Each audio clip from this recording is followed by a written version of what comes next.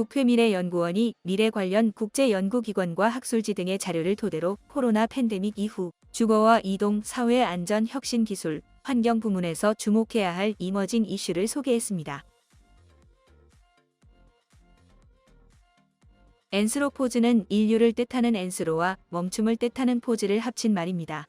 인류가 멈췄다는 얘기인 거죠. 코로나19가 확산하면서 사람들의 이동과 활동이 멈춰버린 상황을 가리킵니다. 인간이 이동을 멈추면서 우리는 하늘이 맑아지고 야생동물이 도시에 출현하는가 하면 떠났던 어류가 하천에 돌아오는 모습을 목격했습니다.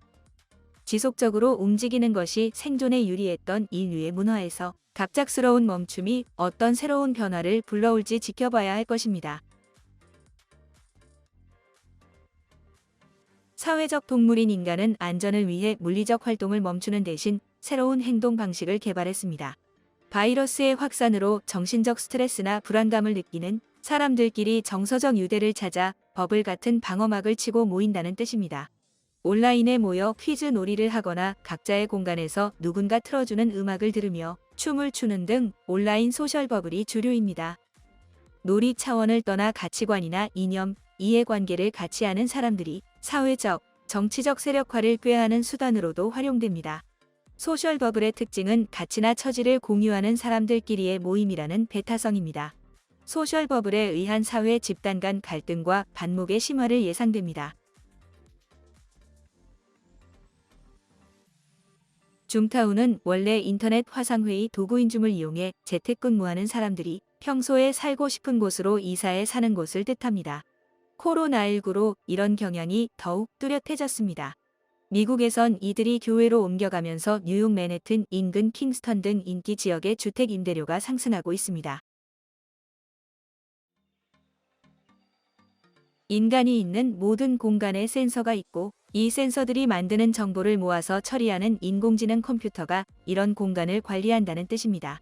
패스트푸드점 네트워크의 실시간 소비자 행동 분석 시스템을 이용한 재고, 조정, 상품 개발이 한 사례가 될 수 있습니다. 인간은 인공지능이 내놓는 조언과 충고, 제안에 기반해 결정하고 행동합니다. 인터넷은 연결을 뜻하지만 스프린터넷은 세계와 연결이 분리된 인터넷을 가리킵니다. 코로나는 국가의 역할을 강화하는 계기가 됐습니다. 방역 계획을 세우고 일관성 있게 수행하기 위해서입니다. 국가의 역할 강화는 온라인 통제 강화로 이어질 수 있습니다. 중국은 코로나와 관련한 비난을 차단하기 위해 인터넷 검열을 강화했고 최근에는 러시아가 데이터와 정보 유입에 개입하는 정책을 추진한 바 있습니다. 생물 감시란 인수공통 감염병의 증가로 어떤 생물체에서 어떤 바이러스가 옮겨올지 모르니 인간까지 포함한 모든 생물체를 감시하는 체계를 구축해야 한다는 논리입니다. 바이러스를 무기로 악용할 가능성에 대비하자는 뜻도 있습니다. 휴대폰 추적, 홍채 인식 시스템 등이 생물 감시 수단으로 쓰일 수 있는 도구들입니다. 정부와 은행, 군사와 여행 분야에서 활용도가 높아질 것으로 예상됩니다. 기존의 자원, 부품, 제품을 재사용하자는 순환경제는 사실 오래된 이슈입니다. 하지만 최근 각국의 기후변화 대응 움직임이 활발해지면서 다시 떠오르고 있습니다.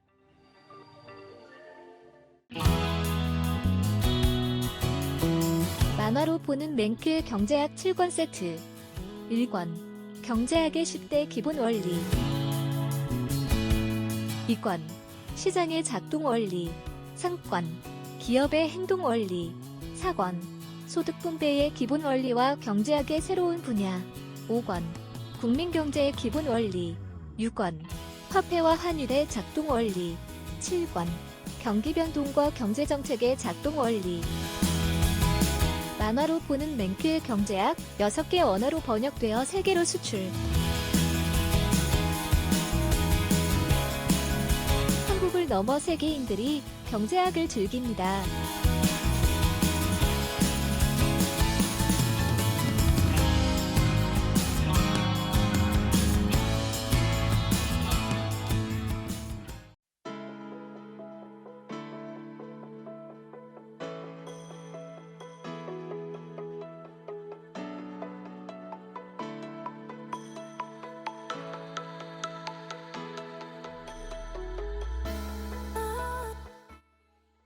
세계보건기구는 전염병의 위험도에 따라 전염병 경보 단계를 1단계에서 6단계까지 나누었는데 그중 최고 경고 등급인 6단계를 판데믹이라 부르죠. 그리스어로 판은 모두, 데믹은 사람이라는 뜻으로 전염병이 세계적으로 전파되어 모든 사람이 감염된다는 의미를 지니고 있습니다. 흑사병은 인류 역사에 기록된 최악의 판데믹 가운데 하나입니다. 검은 죽음의 병이라고 불리던 흑사병으로 인한 당시의 상황은 우리가 배운 요소시장 이론을 실험할 수 있는 자연스러운 계기를 만들어줍니다. 우선 흑사병에 걸리지 않고 살아남은 사람들에게 미친 영향을 생각해보죠. 임금과 토지 임대료에 과연 어떤 변화가 있었을까요? 먼저 인구 감소가 노동과 토지의 한계 생산에 미친 효과에 대해 생각해봅시다. 노동 인구의 감소로 노동의 한계 생산은 증가했을 것입니다. 따라서 흑사병이 유행한 결과 임금은 상승했을 것으로 예측할 수 있죠. 중세 유럽에서 대부분의 경우 토지와 노동은 생산 과정에 함께 투입되었기 때문에 노동 공급의 감소는 토지 시장에도 영향을 미쳤을 것입니다. 토지와 노동은 생산에 있어 보완 관계를 가지고 있기 때문에 노동력의 감소는 토지에서 생산될 수 있는 산출량, 즉 토지의 한계 생산을 감소시켰을 것입니다. 따라서 흑사병의 결과 토지에 대한 임대료가 하락했을 것을 예상할 수 있죠.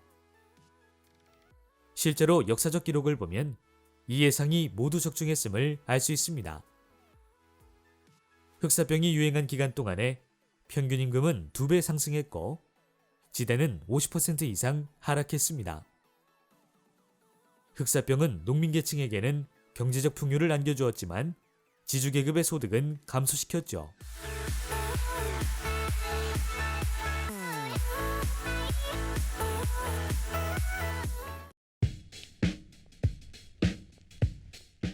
선물하기 좋은 책, 만화로 보는 맨큐의 경제학 7권 세트.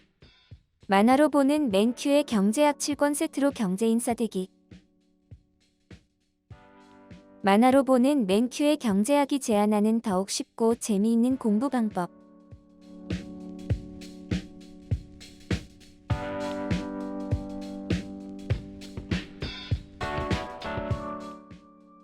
경제를 알아야 미래를 준비할 수 있습니다. 선물하기 좋은 책, 만화로 보는 맨큐의 경제학 7권 세트.